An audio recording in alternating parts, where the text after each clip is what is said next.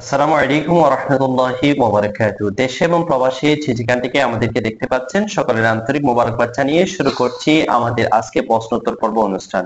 আজকে আমাদের প্রশ্নোত্তর পর্ব অনুষ্ঠানে উপস্থিত রয়েছেন ঐতিহ্যবাহী দ্বীনি শিক্ষা প্রতিষ্ঠান জামিয়া উদুদিয়া সুন্নিয়া ফাজিল ডিগ্রি মাদ্রাসার সম্মানিত সুদক্ষ ওস্তাজুল উলামা হযরতুল আল্লামা জাকির আহমদ সিদ্দিকী মাদ্দাজিলুল আলী সাহেব কেবলা।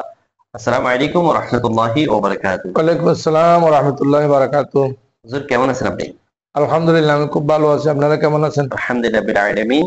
হুজুর, আমাদের কাছে দেশ এবং প্রবাস থেকে বিভিন্ন প্রশ্ন এসেছে। এর মধ্যে এই সময়ের জন্য খুব গুরুত্বপূর্ণ একটি প্রশ্ন যেটি আমাদের এক ভাই করেছেন, যে মদ বা মাদক দ্রব্য পান করে অথবা এমন রাগান্বিত অবস্থায় চলে গিয়েছে, এমন পর্যায়ে স্ত্রীকে তালাক দিলে সে তালাক পতিত হবে কিনা?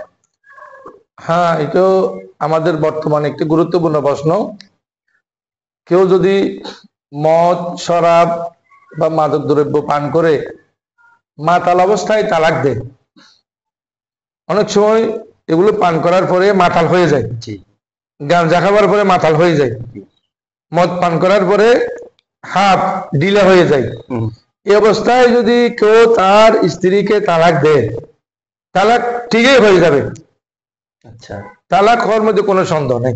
আচ্ছা। এ ব্যাপারে কিতাব হাদিস শরীফ এসেছে, আন সাঈদ ইবনে মুসাইয়িব রাদিয়াল্লাহু তাআলা قال তালাকুস সাকরানে জায়েজ, যে মাতাল অবস্থায় যদি মদ জুয়া খেলার পরে মাতাল হয়ে যায়, মদ পান করে মাতাল হয়ে যায়, মাদক দ্রব্য মাতাল পান করে যদি সেবন করে যদি একটু হোশ আকল কমে যায়, এরপরে যদি তালাক দেয়, তালাক ঠিক হয়ে যাবে, তালাক হওয়ার মধ্যে কোনো সন্দেহ নাই, হয়ে যাবে।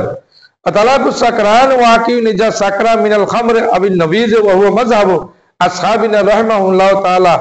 এভাবে কিতাবের মধ্যে এসেছে, আল মুহিত নামক কিতাবে এসেছে, ফতোয়া হিন্দিতে এসেছে এবং মুসান্নাফে আবি সাহেবের মধ্যে এসেছে যে মাতাল অবস্থায় তালাক দিলে এবং কোন মাদক দ্রব্য সেবন করে তালাক দিলে তালাক সঠিকভাবে হয়ে যাবে।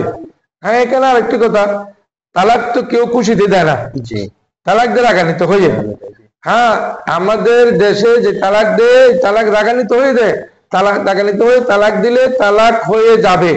হ্যাঁ, এমন রাগান্বিত যদি হয় যে রাগান্বিতের পরে সে বেহোশ হয়ে যাবে, ফিট হয়ে যাবে, তখন এটা শরীয়তে ফকিগণ অন্য ধরনের কথা বলেছেন।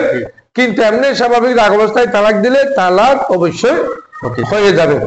তালাকুল গজবান ওয়াকিয়, যে গজব অবস্থায় তালাক দিলে রাগান্বিত অবস্থায় তালাক হয়ে যাবে, পতিত হয়ে যাবে। আশা করি আপনারা দর্শক শ্রোতারা বুঝতে পেরেছেন। মাশাআল্লাহ, আসলে কি যথার্থ উত্তর পেয়েছেন। আজকের অনুষ্ঠানের পক্ষ থেকে হুজুরকে আন্তরিক মোবারকবাদ জানিয়ে আমাদের অনুষ্ঠান এখানে শেষ করছি। আসসালামু আলাইকুম ওয়া রাহমাতুল্লাহি ওয়া বারাকাতুহু।